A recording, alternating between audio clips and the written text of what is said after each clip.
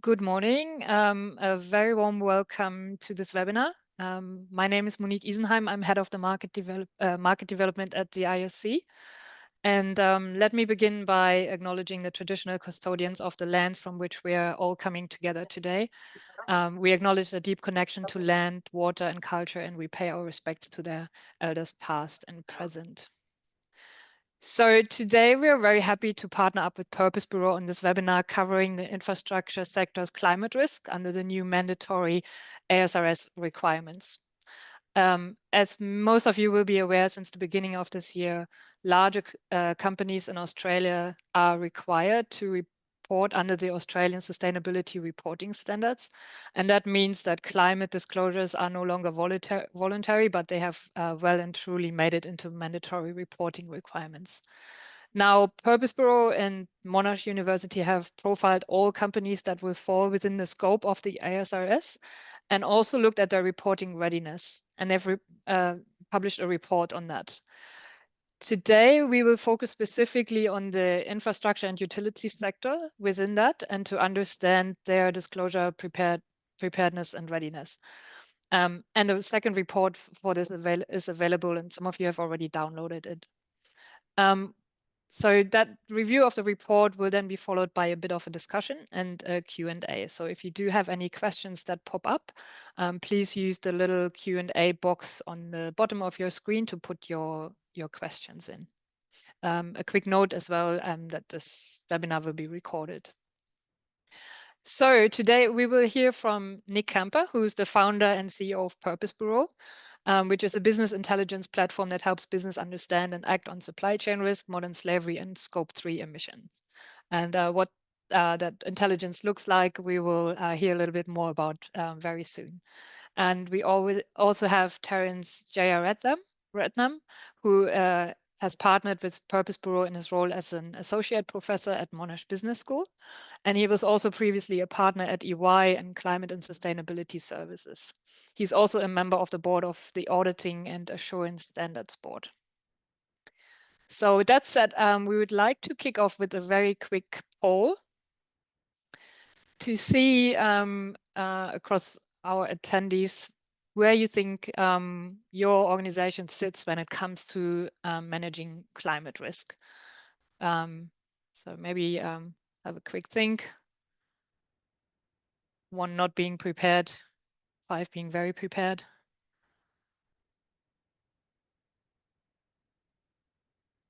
All right.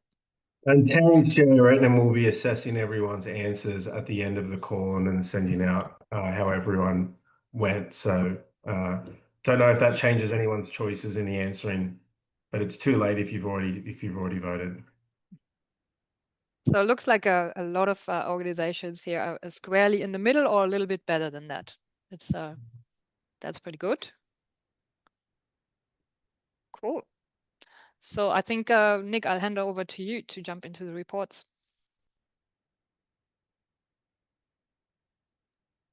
Great. Thank you very much, Monique, and thanks for hosting us. Thanks, Monique and the Infrastructure Sustainability Council for hosting Terence and I to talk to not just the climate series we've released, but then also the opportunity to collaborate with you guys and look a bit closer at the infrastructure sector and try and curate our insights to provide some more uncover some insights about what our ASRS database is telling us about the infrastructure sector, particularly in a way that's meaningful to the infrastructure sector, which is what Monique and the team have been quite critical at helping us do as well. So thank you very much for that. I'll be speaking for about 20 minutes, and the general breakdown is, well, we've got it up on the screen at the moment. I'll cover just a little bit of background on what this climate series is doing and what the IP is that sits under it. It's a key contextual piece, I think, to be able to interpret some of the data that's coming out and why we're seeing what we're seeing. The second bit is I'll just do a quick recap of what the first climate series release showed us about the ASRS reporting universe more broadly, not specifically to the infrastructure sector. Then the third section, I'll just talk through what we've done with the Infrastructure Sustainability Council to better understand the infrastructure sector, looking at many of the companies that the people on this call are representing or on this webinar, but also ISC members and the broader infrastructure universe as well, and tapping into that knowledge to then map that, interrogate the ASRS universe to understand the infrastructure sector and how prepared they are. And then lastly, really we kind of want to move to a bit of a so what. So, okay, it's, we'll have a good sense of how prepared the sectors are, but how can we use this information? And when I say we, I mean corporates themselves. How can corporates use this information to better understand how they can elevate their reporting and also do it better and more effectively as well? So that's the 4 sections I'll be covering. Chris, we'll just start on the background on the climate series slide, which is next. I haven't got control of the slide presentation. I'll be asking Chris intermittently to go to next slides. So just on the background on the slides, sorry, on the climate series, I just want to provide a little bit of debrief on a little bit of explanation of what Purpose Bureau is and the IP that it has built that helps us actually be able to release this data alongside Monash University and to leverage its expertise to understand it better. So ultimately, for those that don't know, and I know that there's a fair few corporates on here that leverage Purpose Bureau already, but Purpose Bureau is an ESG bureau. The thesis of the infrastructure that we've built is that ESG information will be or will evolve in the same way. The demand for ESG information will evolve the same way that demand for credit information evolved over 100 years ago, which is that organizations need credit data or information on suppliers that they trade with, on business customers that a bank might lend to or an insurer might insure, and or just counterparties that businesses will trade with generally. And so we've set out to build the same thing that a credit bureau has, but across ESG domains. And that includes a lot of information. But critically, it starts by looking at every business in an economy. So in Australia, that's 2.5 to 2.6 million businesses. And we organize thousands of private and public corporate and ESG data assets to better understand those businesses. So by way of example, we do look at sustainability reports that businesses publish publicly, but we go very deep on administrative data, such as environmental protection licensing data from excavation firms to coal extraction businesses. We go very deep on accreditation insights. So we track hundreds of these, where we look at whether businesses might be a member of B Corp accreditation, whether they have a climate active certification, whether they're a signatory to the UN Global Compact. And we look at all these different kinds of things, these relationships they have with accreditations and certifications and bodies, and build out inferential insights, such as does that mean that they purchase carbon offsets? Does it mean that they've reported emissions to an organization, but it's not in the public domain? And a whole lot more insights. We also look at things such as environmental enforcement actions. We look at the built environment. So we're, Purpose Bureau, being a mid-sized technology business, is in 3 corporate office locations. All of those locations are in Green Star rated buildings. What does that mean about the embedded network that they're connected into and consequently their scope 2? So we go very wide on a lot of information. And we maintain what was once described to me, and until someone proves otherwise, I'll continue to say, is the largest cross-sectional database on businesses. And that's across climate, but also other areas such as labor and human rights. When the Australian sustainability reporting standards kind of went through their evolution over the last couple of years, and certainly were legislated last year, and gave us a lot more clarity around what the reporting timeline looks like for businesses. In our conversations with government, it was uncovered that key organizations, from government standard setting organizations to enforcement bodies to regulators, but also industry bodies and the like, don't have a comprehensive and detailed list of all businesses that will need to report under ASRS. The thresholds, of course, evolved over time, but naturally, we were still curious around the need for this list of businesses, and not only a list, but an understanding of who these businesses are, because a key prerogative of the ASRS rollout is making sure organizations are prepared to report and have resources to report and can do it, give it despite their industry, despite their business structure. So what we did was we sought to collaborate with Monash University and leverage Purpose Bureau's intellectual property to try and understand who all these businesses are using all of its information on businesses.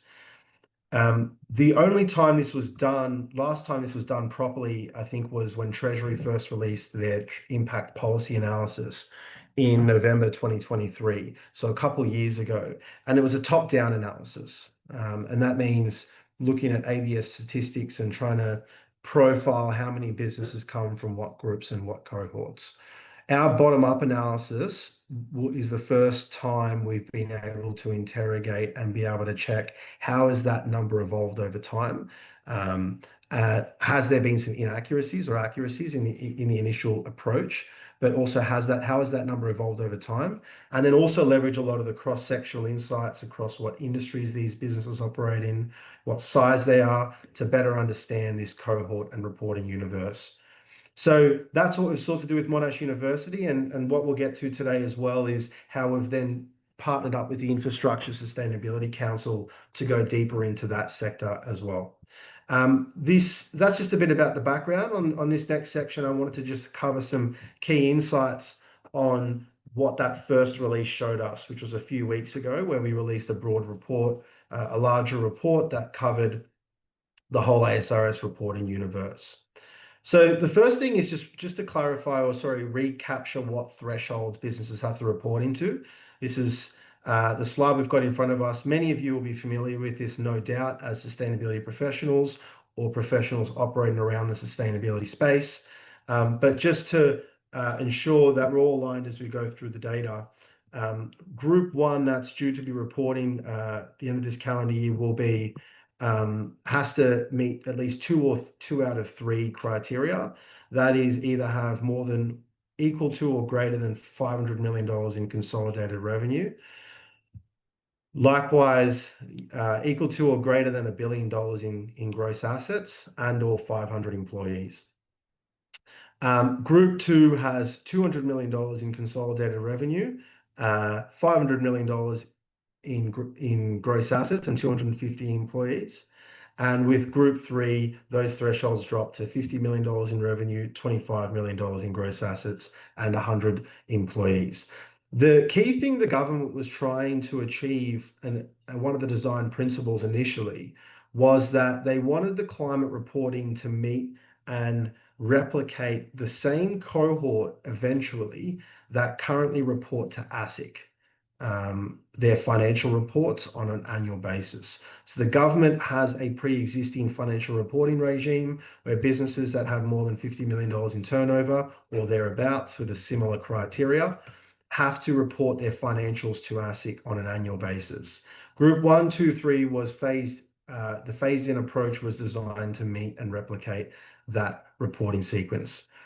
So on the next slide, we'll just start to unpick the insights now on what we observed when we did the initial accounting. So the first one here on the left side, what we've done is we're just comparing the number of businesses Purpose Bureau and Monash University identified in the ASRS reporting universe compared to the number of businesses that Treasury had identified 2 years ago. I'll just make the point that the difference doesn't mean that the methodology or the numbers were wrong initially by Treasury. They also certainly reflect largely that the economy's changed over 2 years. So we identified about 25% more companies will have to report across Group 1, 2, and 3. And I expect that number to increase in terms of the difference by the time Group 2 and Group 3 have to report. Because, of course, we're doing an as-at analysis, which is let's look at all the companies in the economy that meet those thresholds today. when companies Group 2 and Group 3 have to report in the next coming years, the economy will grow. These thresholds aren't indexed. The economy will grow, more businesses will enter the market, foreign businesses will enter the market, and that cohort will grow again. So it's something to be conscious of, that the reporting burden will grow should grow greater than the growth of the economy, and something that us as key stakeholders in the industry, educators, and enforcement agencies should be cognizant of. So that was the initial inventory take and difference. What was super interesting, and this is where we start to get to the insights beyond just how many businesses, what was super interesting when we started to use some of the cross-sectional data was the breakdown between how many businesses were actually listed businesses. There tends to be, rightly or wrongly, a fanaticization around the ASX 200 about how prepared they are for reporting. And they are very significant businesses in Australia, and we will go through a bit more of that later on. But ultimately, when we looked at the data, close to 60% of businesses in Group 1, that's that initial 1,200 businesses, close to 60% were unlisted private businesses. So that is not listed in the ASX, and that's not listed in foreign jurisdictions and just located and camped out here, like Amazon or Microsoft. That's unlisted businesses. When we looked at the remaining 40% that are listed, even more surprisingly, we found that there were more foreign listed businesses than domestic listed businesses. So 23% of Group 1 actually came from foreign businesses that have an outpost here, such as Microsoft, Amazon, Google, a lot of these global, even oil and gas businesses such as Shell and BP, and many more. And then in the end, when we looked at the ASX, out of Group 1, about 19% of businesses were from the ASX. So that was an initial observation that was illuminating and I think set some of the tone for what we'll observe later on when we unpick the preparedness information. On the next slide, we'll just have a quick pit stop on where those foreign companies come from. So it's not just the foreign listed businesses that have the foreign listed businesses that have outposts in Australia. Some of the unlisted business cohort, that almost 60% of businesses are also listed as well. So by way of example, Qenos petrochemicals manufacturer, owned by the Chinese government. There's some of our telco operators are owned by the Singaporean government. There's many private organizations that have foreign derivations of their ownership. When we look at all of those foreign businesses, the country that contributes the largest to the Group 1 cohort of foreign businesses is the United States. That's that bottom left there. The second one in the United Kingdom is about 50 companies come from UK-based businesses. So that will include businesses like Shell that I mentioned, and Gartner as well. Japan is the third biggest outside Australia. So Japan, of course, has a lot of automotive and manufacturing-based businesses. So Toyota will be a good example. And then, of course, you've got France and you've got Singapore. So not a huge amount of countries that we would typically say have a big trade partnership with Australia, such as China, for instance, which was interesting when we look at the number of group companies that have big outposts here in Australia. The next slide, we'll just touch very briefly on the industry breakdown. And I'll talk to this just very briefly because we've got some more interesting, deeper insights on the industry that follows.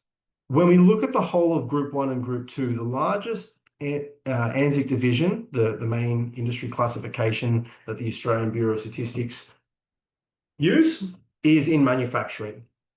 Now, that is undoubtedly largely driven by a lot of NGO companies that National Greenhouse Emissions Reporting companies that are also captured by ASRS by function of being an NGO company. Many of them will have also already been part of the criteria, but there was a sizable portion of NGO companies that otherwise would not have met the criteria if the national greenhouse emissions reporting companies weren't automatically included in ASRS. When we look at manufacturing, however, it's quite a broad industry catchment, as many of you will know. The feature of Australia's economy on manufacturing is, of course, that it's quite wide because we are a small country and export dependent, but need to have something doing across all of our activities. Need to have a company or two across all activities. Quite wide, but very shallow. So there's 1 to 3 cheese manufacturing companies. There's 1 to 3 primary steel manufacturing businesses. 3 to 4 steel fabricators, and so on and so on. So it's quite a wide mix. And when we look at the infrastructure value chain, which we'll cover a bit later, certainly only a very small portion of that will be included. Professional, scientific, and technical services includes tech and professional businesses. When in relation to the infrastructure value chain, things such as legal services will be captured there. Companies such as in engineering consulting services will be captured there as well. And financial and insurance services was one of the larger ones as well. On the next slide, we'll just dig into a little bit more detail. So what we're looking at here is we're not looking at ANZIC divisions anymore, which is that broad industry classification. We're looking at micro classifications by the way that the Australian Bureau of Statistics looks at it. We're saying, okay, let's not lump professional, technical, engineering, consulting services all together. Let's just look at all those constituents in a disaggregated way. Let's not look at mining all as one big catchment. Let's look at all the micro industries within it. And when we do that, and we run it across all of the Group 1 and 2 ASRS reporting companies, and we ranked all of those micro industries by how many of them were represented in the Group 1 and 2, we got the following, these 6 industries. So the first one is computer system design and tech services. So think about that as tech businesses, Microsoft, Atlassian, MYOB. The second one is financial asset investing businesses. Third one is engineering design and consulting services. Fourth is other mining support services business services. Fifth is other auxiliary finance and investment services. And lastly, we've got employment and recruitment services. When you think of employment and recruitment services, there was a large portion of labour hire. So certainly think about labour hire companies as well. And again, there's some examples on the right side. What was interesting as we kind of stared at this for a while and changed the puzzle pieces a few times to try and make sense of it, is industry 1, computer system design and tech services, engineering design and consulting services, and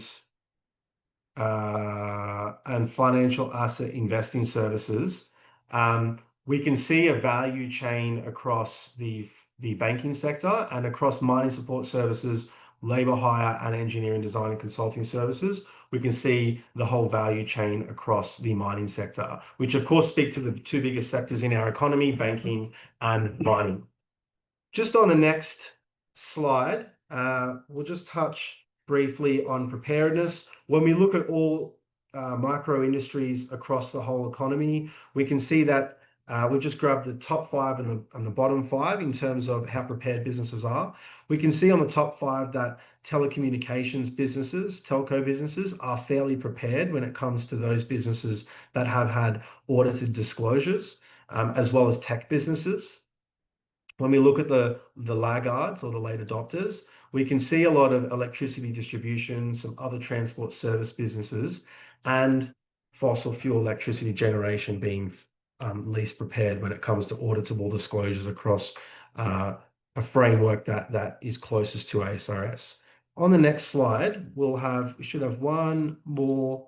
Oh, great. We're on the section 3 of the infrastructure focus. So what we've done with all of that data and those insights is with the Infrastructure Sustainability Council asked, how can we transpose this data, or how can we look at it in a way that's useful for the infrastructure value chain? So what we've done is, in partnering with the Infrastructure Sustainability Council, we've looked at the way that the ISC categorizes participants in the value chain. On this next slide, I'll just show you a little bit about how we've done that. So on the left side, the first column, ISC member type, these are the 6 types of members, let's say, of ISC members that the ISC have categorized the infrastructure value chain. The first one is in investors and legal services. The second one is in constructors. The third one is in supply solutions. The fourth one is in consultants. The fifth one is operators, and the sixth one is asset owners and developers. The way that I think about it, generally speaking, is that in investors and legal services, you'll have financiers and legal companies that, of course, are integral to the infrastructure conception. The constructors, of course, are those building, particularly often in the civil space. Supply solutions tends to be building materials companies. Consultants tends to be across the engineering consulting sector. Operators, of course, are helping run infrastructure facilities and have a lot of organizations in transport, and asset owners and developers tend to be often the actual infrastructure assets themselves and the operators of them as well. So the next slide, I'll just spend 30 seconds on this one. What we're doing here, the way that we approached this was we looked at the industries that ISC members were in. So of course, this catchment or this audience today is broader than just the ISC membership base. But nevertheless, we used the long list of members of ISC and looked at what industries those businesses are in and said, okay, now we can map the way that the ISC categorize the value chain to the ASRS Reporting Universe database that we've developed with Monash University. So I can see a lot of friendly faces here that work closely with Purpose Bureau as well. But as you can see, there are legal firms like Minter Ellison, investors and legal services. Operators, you'll have organizations like Transurban Group. With consultants, I can see a lot of engineering consulting firms, including organizations like Oricon. Constructors, we can see companies like Downer Group and GHD. And with supply solutions, as mentioned, we're looking at those organizations typically that are in building materials manufacturing. Many of you will know who you are as well. Excuse me. And so they're just, I brought that up just so you can see some example companies that sit across the space as well. On the next slide, we've just got a snapshot of some of the data. Now, I will say we have released a report. The report has a lot more data or insights per infrastructure category. Today, we'll just be covering the kind of high level statistics across all these categories and having a conversation with Monique, Terence, and then hopefully some good questions from the audience to unpick where we also might want to explore in today's call. But there is a longer report. You should have come across it already. If you haven't, we'll be sending it out after this webinar today.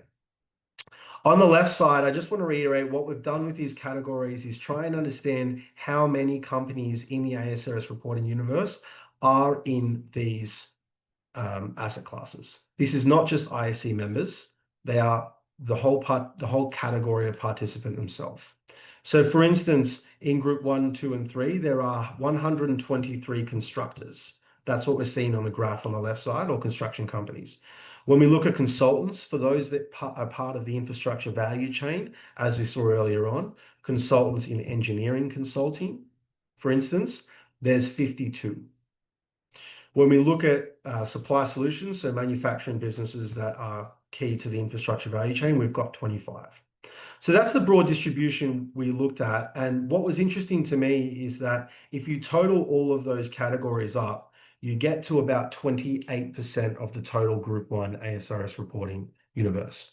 So almost 1/3 of companies that have to report according to ASRS are critical to the infrastructure value chain in Australia's economy, which was quite a revealing insight to me, because usually these things are cut out by industry, but not as how they relate to an entire value chain. And it also speaks to why the information and the content that key stakeholders like the Infrastructure Sustainability Council come out with is really critical to the support that many businesses will need or may want to lean on during the ASRS reporting cycle. On the right side, we've had a look at that preparedness view of businesses. Now, a quick reckoner on what we've done on preparedness. Essentially, we've looked at whether businesses have made no disclosures at all, and this doesn't always have to be public. Occasionally, they'll make it privately, occasionally they'll make it privately, but it doesn't always have to be audited. It also doesn't always have to be according to a framework. So essentially, we've categorized businesses into 4 buckets. One is they've never made a disclosure from what we can tell, whether it be public or privately. 2 is they've made a disclosure, but not to an accounting framework. That is a recognized international accounting framework. 3 is they've made disclosures and it is to a framework, but is not audited. And 4 it is that it's been audited. So when we look at the 6 categories of participants in the infrastructure value chain, as you can see, more dark blue means more prepared. And we see a lot of preparedness across investors and legal services, but it also particularly consultants. This is no surprise based on what we observed in the broader report. We actually saw engineering consulting services being a big section of the ASRS reporting universe, but also they're quite prepared. Operators and asset owners and developers tend to be less prepared than the rest. And I think this is kind of an interesting point to unpick in our conversation a bit later on. It's also quite consistent with what we saw across the reporting universe as well. One of the things I think is interesting is that in the asset owners and developers cohort category, you do have a lot of organizations that may be government owned or government sponsored, and they haven't fallen under the traditional ASRS reporting path either. So that's an interesting point I think we should look to cover. I am running way over time, so I might just try and skip to the next section from here excuse me, here we are. On section 4, what I want to touch base on here is just really talk about how this data can be used by businesses for their own value chain. So if you just go to the next slide, these are some insights that will be coming out in our next report. But on a high level, what we're trying to do is identify, when we look at all these ASRS reporting companies, how many businesses are responsible for the direct emissions and how many businesses have most of their own emissions in their value chain. So we can try and look and identify, when we look at the ASRS reporting environment, which businesses should be thinking about their emissions in their value chain and how helpful is engagement across the value chain going to be for them to be able to help achieve their own targets. So when we look at all the emissions in the economy, the business emissions in the economy, and we look at the approximately 1,200 businesses in Group 1, about 82% of business emissions in the economy are from 10% of Group 1 reporting companies. Group 1 reporting companies are responsible for 93% of all business emissions in the economy. So quite a large catchment of emissions for just the top reporting companies, which of course is fairly intuitive. You see a lot of the large emissions, fossil fuel electricity generation companies, construction companies, manufacturing companies are all part of that top 10%. What was interesting as an insight and this is a crude approach, but what was interesting as a high level insight is that for most businesses in ASRS, the lion's share of emissions are in the value chain. And therefore, in understanding and meeting the requirements under ASRS to understand climate risks and opportunities, the answer to their climate risks and opportunities question, which of course many of you are working through under ASRS, is within the value chain. And the only way to really do that is to understand who you're trading with and what profile or how to profile those vendors that you trade with when it comes with respect to the risk that they present on transition risk or physical risk. On the next slide, there's a whole bunch here, and We've definitely had a big fail when it comes to elegant design and simple design of presentation slide. I'm going to talk to this very briefly. On the left side, what we've done is something that's super interesting. And again, it's just a little bit of a window into what's coming out in this next report. We're looking at all industries across the economy, and we're looking at how prepared they are, as we have in this previous report. But we're also looking at which industries have most market concentration. So, for instance, if you're going to trade in, if you're a big company and you want to get audited, you've got PwC, Deloitte, Ernst & Young, and KPMG, and not many other options. And so there's a heavy market concentration for those services in Australia. Why this matters is because, of course, if those businesses that you trade with are not managing the climate transition well, your ability as a business to substitute that vendor with another one or another product is limited. And so the market concentration of those industries that you spend with is really critical when comparing it to how prepared they are. And when we look at across the whole economy on a super high level, the industry that has the lowest market concentration is the construction industry. There are many, many mid to small operators, but also even in the large end of town, there are more operators than there are in many other industries, meaning that construction companies, in theory, are at highest risk of transition risk when trading with the value chain because they are more substitutable than they are in other industries. So these are just some insights that we'll be exploring in the follow-on series where we'll get a bit deeper into the application of this data.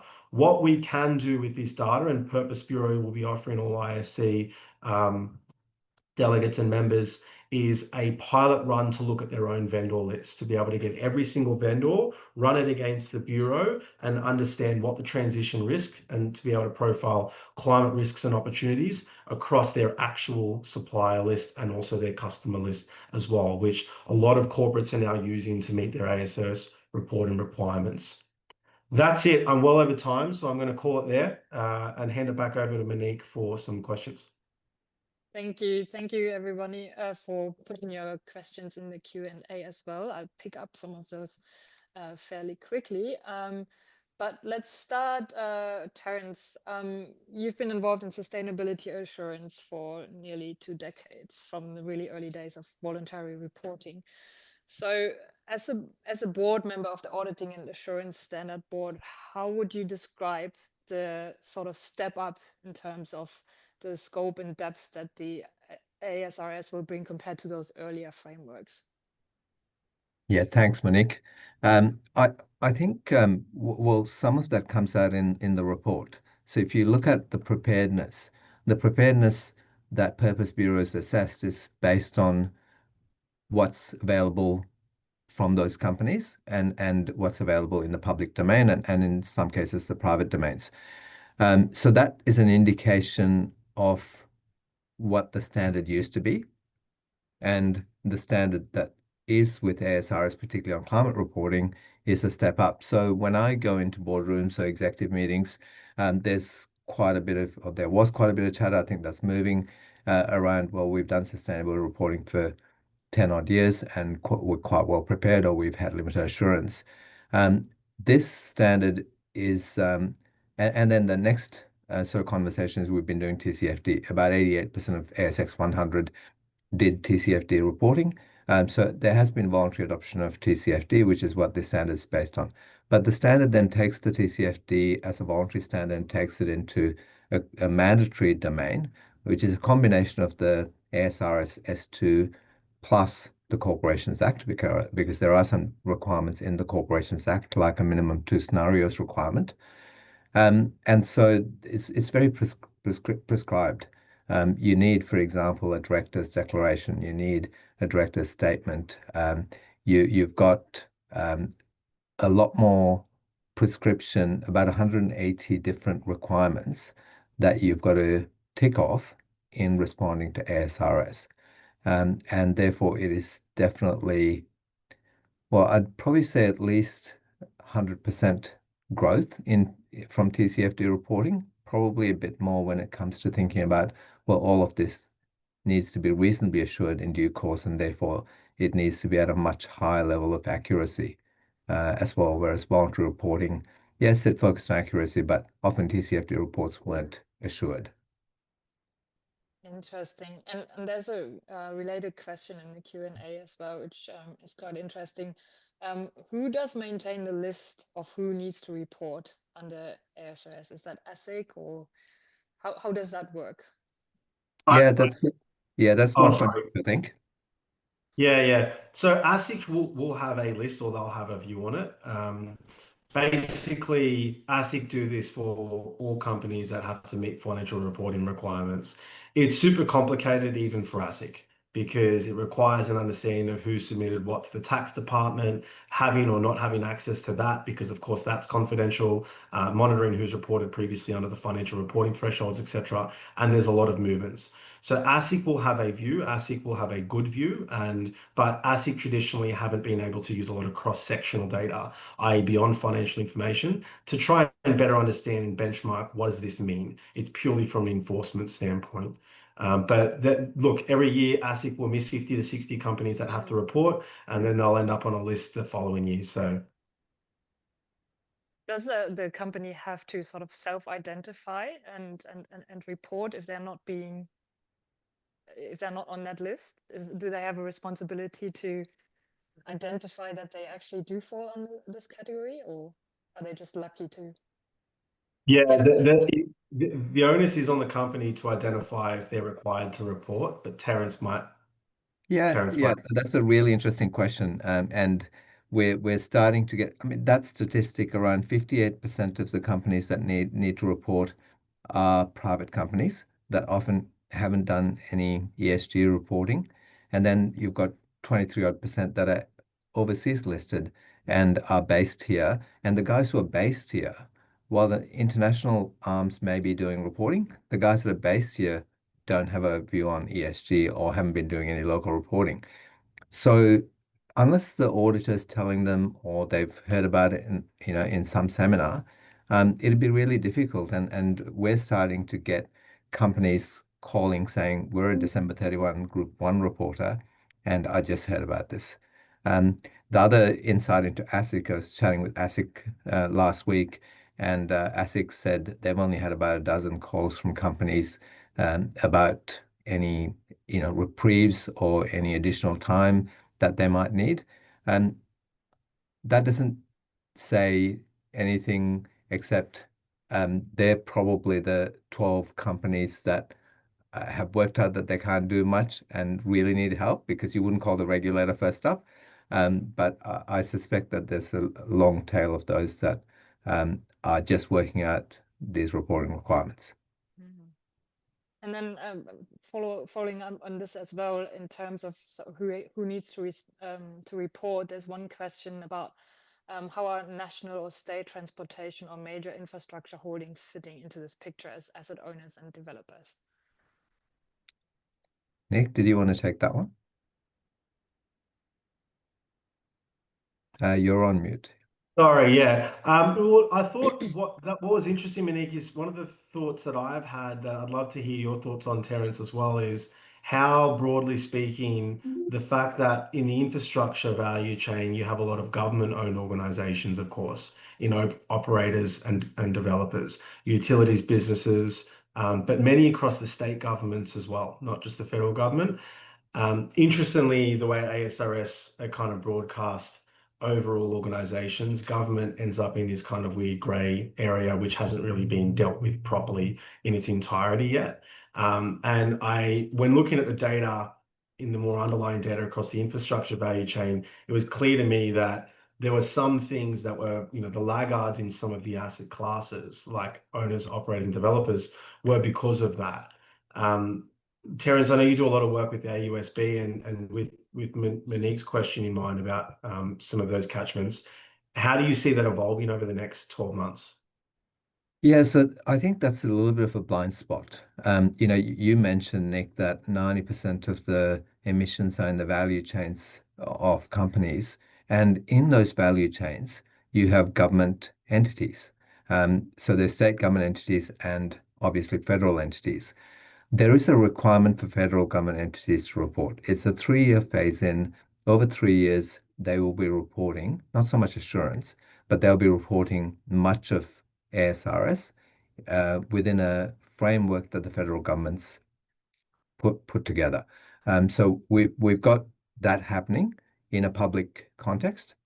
Statewide, you've got different states requiring different requirements from a state entity basis, but nothing takes it to the ASRS requirements. It sort of sits at scope 1, scope 2 climate risks and that sort of thing.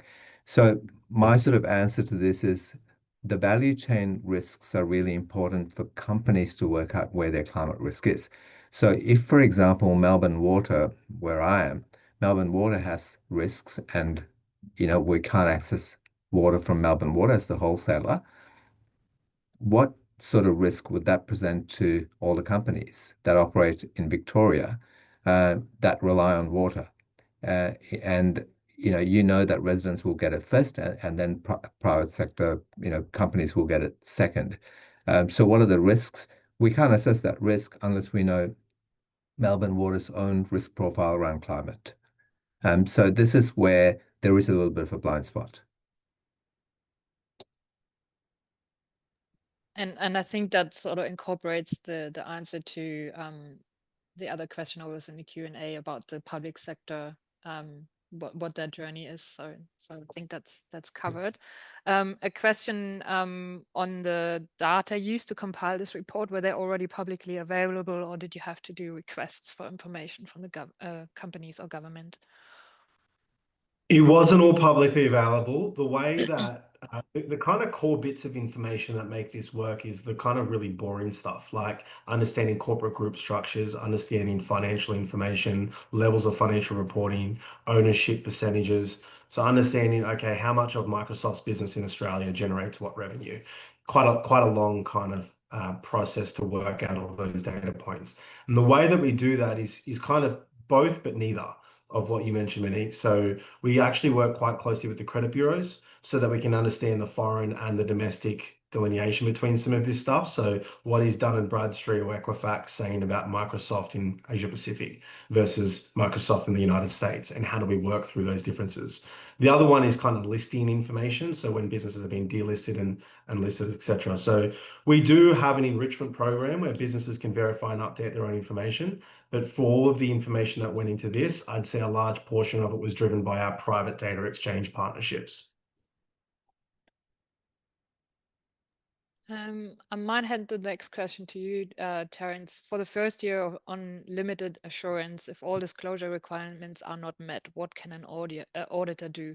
If governance, strategy, and emissions are covered, but all matrices and other sections are not covered, will this have an impact on the audit opinion?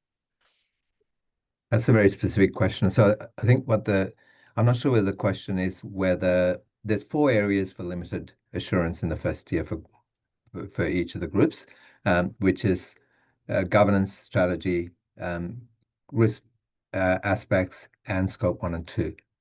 Now, if the question is if some of those are omitted, what would happen? Well, that would be emphasis of matter in terms of potentially, depending on the nature of the emission, you might not be able to audit it at all. So you might not be able to issue an opinion. If the question is all those 4 are reported, but the rest of the disclosures are not, that will not affect the audit opinion as long as there's no reliance placed on some of the reported matters that have not been disclosed. But directors will need to state why the rest of the disclosures are not there, because the mandatory requirements are that all disclosures are provided and some of those are audited.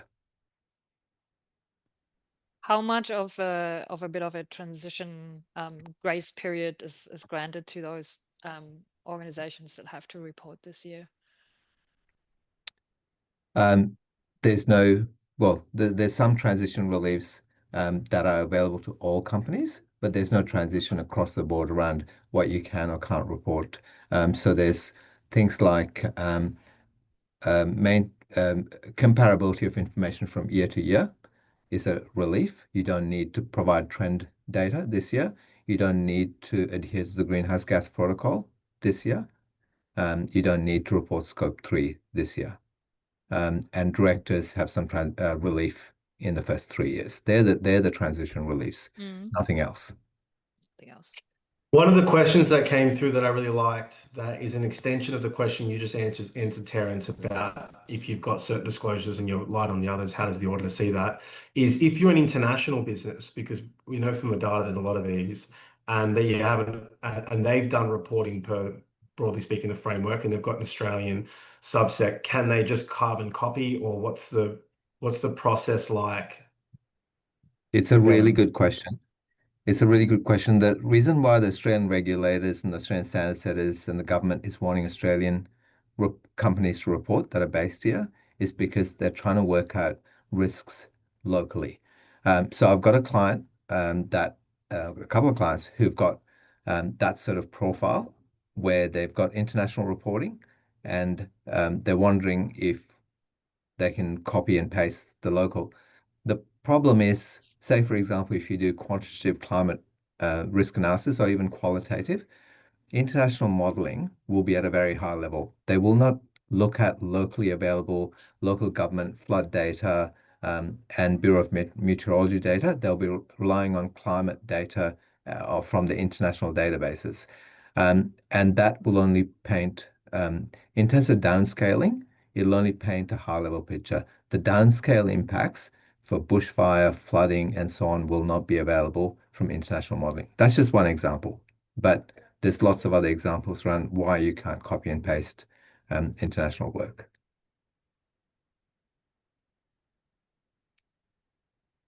Great. So just looking at some of the other questions coming through, and feel free to pick some of them up as well. I had a question that I looked at where, would more companies that are ENGA reporters suddenly realize they have to report on ENGAs? I think that's a really good question. Again, no one is policing, companies or telling them that they have to report to ENGAs. And I suspect that's a very good insight. We will be seeing more companies that suddenly realize that they're above the threshold for ENGAs.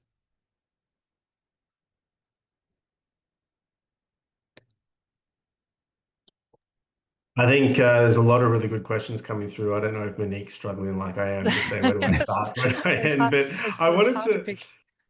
Before I get trapped back into that, Monique, I wanted to ask what you thought were the key interesting things were about the report that we released, because where Purpose Bureau works across a lot of the market, and what we're looking to achieve, of course, is trying to understand what matters most to the infrastructure sector with this partnership. And I think your guys' specialization has been really interesting for us to think about the value chain. What's the stuff that maybe we've mentioned that is less top of mind for you, and what is it that's really elevating or interesting to you guys for the infrastructure sector? Yeah, look, I think the two key takeaways from this report and how it's really useful and how people can put these insights into practice. The first one is being that you can benchmark your organization against others. So if you're in the construction sector, if you're in the consulting sector, and everybody's done a poll in the beginning and sort of seen where they think their organization sits. And then if you look at where across the sector the readiness is, you can sort of benchmark how well you're prepared against your peers. And that then also potentially translates into what that means if you are part of the value chain of a reporting company, and that needs to assess their value chain. So the second thing then is to really look at where is the risk within the supply chain, and you pointed out those areas where there's a high high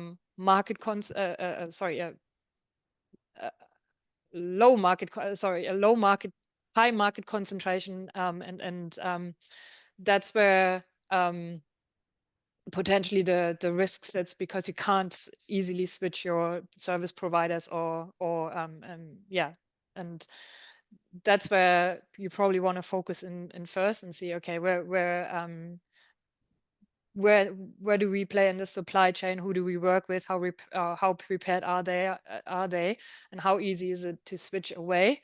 And then probably focus in on those first, because that's where the highest risk is, I think. So, and you said construction, for example, not very concentrated. So if you're in this business and you're not very prepared, then it means that your customers can move away more easily if you're not really prepared. So I think Yeah, and we're seeing that's really good. From an economy standpoint as well, where we're seeing these one companies crop up that the whole economy depend on, and that no one's got any substitutability on. So, you know, Terence loves the example of NBN. It's like, if NBN aren't doing a good job, then a lot of us are in trouble. And so you kind of, on a macro level, you've got these core companies, but then on the kind of value chain level, looking at infrastructure, for instance, you know, we can see there's a lot of engineering consulting companies. And so the substitutability risk there is higher for those companies if they're not managing if they're not prepared, if they're not managing their transition risk, because their customers will, of course, require them to meet certain standards along the way. And equally, when we look at asset owners and developers, we see a bit more concentration. So I was hoping that's something we can really continue to explore with the infrastructure sector, and hopefully when we connect with some corporates in the following weeks, we can best understand how they're looking at that data as well. I was going to mention just a quick couple of things, Monique, just on some of the questions. One question's around outside group threes, the smaller suppliers going to be asked for this information. This is where I recommend that companies get it from Purpose Bureau, is where you can find this information instead of asking suppliers and sending requests out, because this is the whole idea of a bureau. The next question, just related to my question around, you know, if there's an Australian company that's got international operations, wouldn't that be skewing the Australian profile? Well, the whole idea is to give information to investors and shareholders. And so if you've got international operations that have climate risk, it needs to come through. And the whole idea is that, well, the question is, how do those climate risks affect the entity's possibility of continuing to operate and prosper? So that needs to come through. There's a question around how are you working with AASB on this data? Yeah, Nick and I met with AASB this week, and they're very interested in what this data is showing. So we are talking to them. Is the ASRS based on international other reporting frameworks? Yeah, it's based on the ISSB framework, which is a segment of the IFRS, which issues accounting standards for the world. So it is part of the group that provides accounting standards. And with a minute to go, I might hand back to Monique. Okay, yes, there's so many more questions and good ones at that as well. Unfortunately, we won't get to all of them, but I think this has hopefully provided a really good basis for everyone to sort of assess what that climate readiness means and where they sit in that. So thank you very much, Nick and Terence, for joining us on this and sharing your insights with our audiences. I think we will be sharing the report and the video of this webinar afterwards as well, for those who are interested. And yes, please do feel free to reach out to either of us as well if you want to chat more. So thank you very much. Thank you, Monique, Sustainability Council, for collaborating with us on this research. We'll be working with ISC to reach out to members and the broader audience to make sure we get enough feedback, and then also hopefully provide some value back to corporates for the work that we've done. All right. Thanks, everyone. Have a great rest of your day.